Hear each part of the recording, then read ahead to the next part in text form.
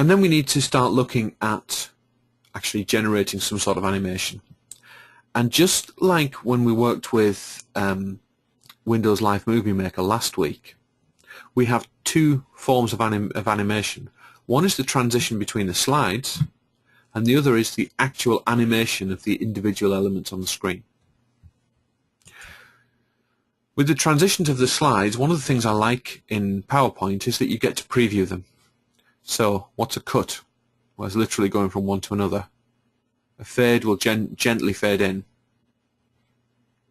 Let's go to this one so we can see them better.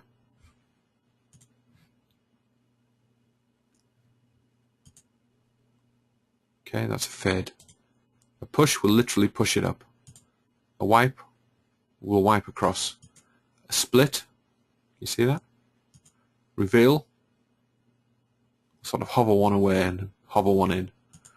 Random bars is just a bit weird. Shape. And shape's interesting because you can change the options and say, okay, what sort of shape should it be? Should it be in or out? You can also uncover. Or we can cover. We can flash, which really doesn't, I don't think works very well most of the time. We can dissolve. Got a checkerboard. And I'm not going to go through all of these. I'm just going to pick a few out that are interesting. For example, let's have a look at vortex. That's not a bad effect. And you see over here we can change the speed of it. At the moment it's taking 4 seconds. Let's try 2 seconds. Let's preview that. Not bad. Glitter.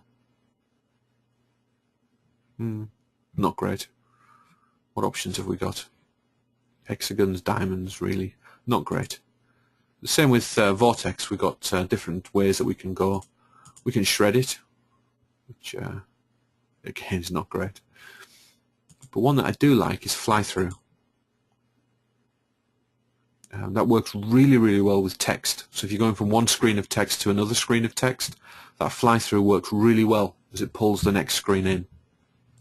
Like I say, go in here, try them all out. What I'm going to do in most instances is I'm going to stick with a fade. Because a fade is very gentle, it doesn't really distract from the message, it doesn't distract from the content, and it works really well. But then we need to look at the individual elements. So if we start on this slide here, we have to select an element that we want to animate. So for example, if we want to animate this, we can select it, then we can look at the various different options. So we can fade it in, we can fly it in, we can float it in gently, split, wipe, okay. There's a few here.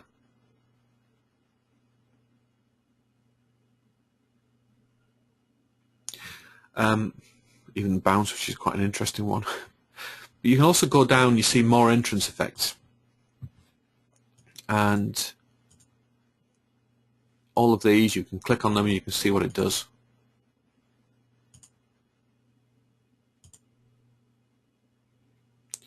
And again, some of them are very interesting, some of them are just a bit over the top.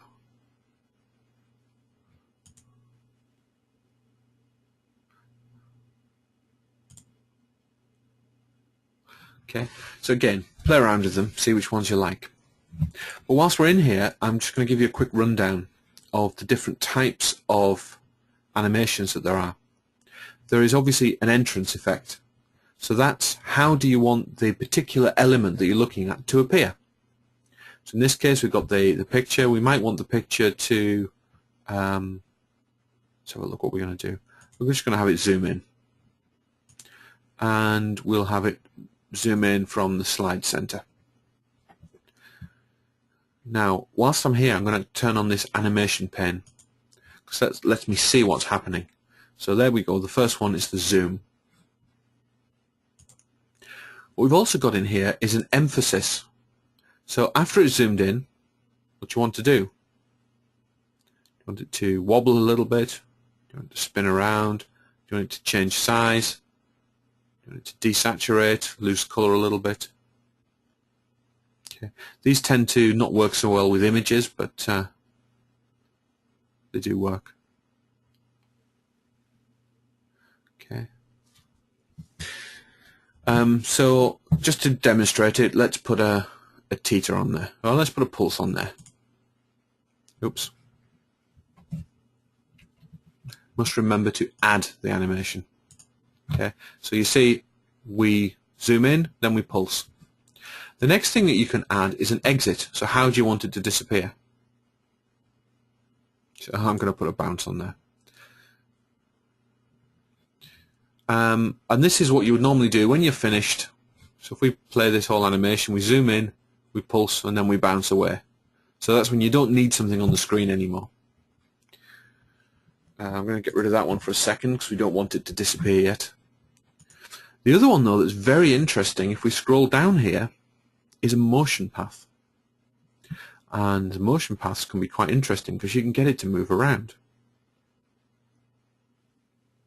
Okay, get it to draw shapes. You can also get it to draw a custom path. This one's great because I can now do this.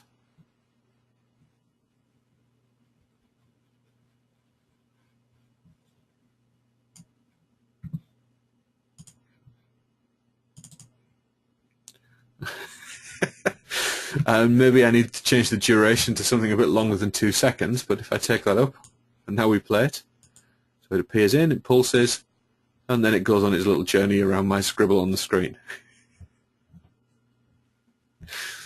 And of course, when you play it back and you're capturing that in your video, you'll get all of that motion. And we can add, let's add a bounce out at the end. Okay, so if I just very quickly play this particular slide, first thing is I click my mouse and it appears. Then I click my mouse again and it pulses. Then I click my mouse again and it goes a little bit crazy. And then it bounces away. And you can spend hours playing with that. You can also spend hours fine-tuning them. Just remember, it doesn't have to be perfect. So you probably wouldn't want to use all of those together like that in a video, but you might. Okay, so let's look at a more practical use. We want this to come in a certain sequence. I want the piano player to appear, then I want it to say you, and I want it to scroll across to give it almost an illusion of it being written. If you write it, it doesn't zoom in. If you write it by hand, it will go left to right. So let's do this. We'll add an animation for this. I'm going to do something very simple and just have a zoom. Zoom from the slide center. Then I want to animate the U, which is an element all on its own. And what I like to do for this is if we do a wipe, and under the effect options here, I say from left. Okay. You maybe didn't catch that. Let's look at it again. Okay, you see how it comes from left to right, almost as if you've written it. It's not that convincing, but it just gives a little illusion. And you've got to remember, people aren't looking at that, but they're seeing something appear left to right, and it just feels natural. And we'll do exactly the same for the arrow, but again, left to right. And then what we'll do is we'll go back over to the animation pane here, and we've got the sequence. We've got the picture appears when I click the mouse. But then it waits for me to click the mouse to say you, and waits again until I click it here. We don't want that, so I'll go back to this one, and I'll say start. Instead of on click, I'll say start after previous. So after the picture appears, we bring up the U. The same with the arrow. After previous.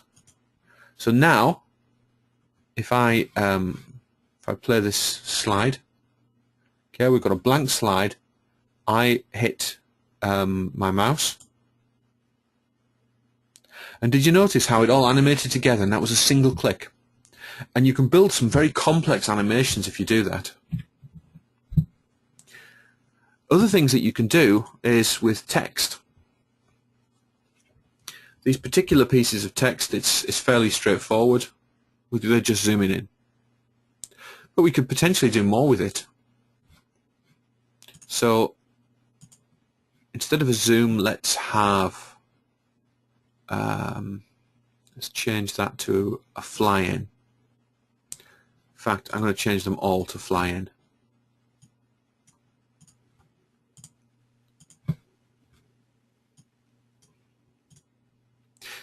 And now what we'll do is we'll select one, we'll go over here and we click on the drop down and click on Effect Options. So at the moment we can see what direction it's flying in from the bottom. I don't want that. I want it to fly in from the top left. And it says animate text all at once. I don't want that. I want to animate it letter at a time. And I want a 5% delay between the letters. Okay, what does that do? Well, watch. Did you see that? Actually, let me slow it down. Let me make it a 10% like it was. A little bit more interesting. And you'd never do this in a corporate presentation. But we're not talking about corporate presentations. We're talking about video, where people are used to seeing things whizzing around the screen and engaging their senses. So there we go. It flies in. So let's take the next one. Okay, number 2. We want this one to come in from the top right. Again, by letter.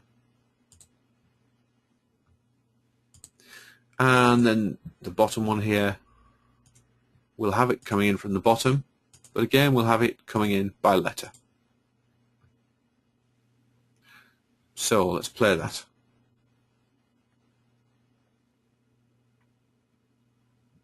Okay, so it just makes it a little bit more interesting. But like I keep saying, play with these things. Go into them, click on the effect options and say, well, what happens if I click this? Start with this top one, for example. What happens if I click after animation, let's say that one. Okay, after animation purple. Well, what does after animation purple? What does that mean? Let's try it. It goes purple after the animation. Play the whole thing, zooms in, it goes purple. And it stays purple now for the rest of the slide. So actually, I think that looks awful. Don't want to use it. So what do I want it to do? Hide after animation. Hide when I next click the mouse. So do you want it to come in and vanish immediately? Or do you want it to stay there until you click the mouse and bring the next one in? Who knows? I'm going to leave it as don't dim. We've also got the timing. This is the same as we saw up on the top here. So we want it on click. We can change the speed. Have it going from half a second. I love half a second because on videos you're popping things in, you're moving things around, and it's moving very quickly, and it keeps the energy in the video. On rare occasions I might use something slower. I did a video, I think I showed you the video earlier in the course with Dolly the sheep, and I had a wolf in sheep's clothing coming on, and I had him creeping on quite slowly. But most of the time I'm wanting things whizzing around and really putting the energy back in the video. And how many times do I want to do it?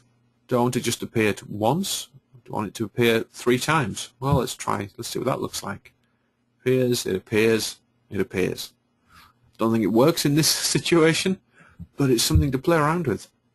And you only find out what that does by clicking the option. So there's a few additional ones that we've got in here. What I'm going to do now is actually switch over to the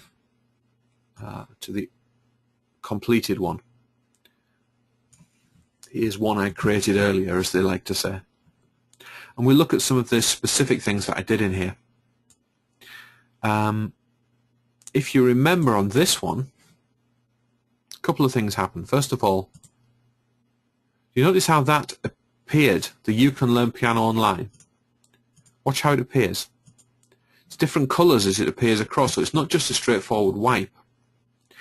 If you're using a version of PowerPoint before 2010, you'll have an animation called Color Typewriter. But for some reason, Microsoft took that out of 2010. However, I did find a place where the Color Typewriter is available. So I've been able to download and put that back onto my into my PowerPoint, because I think that's great for URLs. It looks like someone's typing it up. I also had the Go Now flashing. And if you look at my animations, okay, you can see all of these relate to that one element. And in each case, if you look at the first one, so I start after previous. So once youcanlearnpiano.online.com is there, we bring up Go Now. Then we start with the previous one, but after a delay of half a second, we have an exit, makes it vanish. We then make it appear again after a whole second. So you see, every half second, it's progressing. Vanish, come back. Vanish, come back. And that's all I'm doing, is just disappear, appear, disappear, appear. And that gives us a really powerful flashing effect. So rather than spend a lot of time trying to explain every single animation in here, I'm going to upload the PowerPoint and let you have a play around with it, have a look at it, and really dissect it yourself.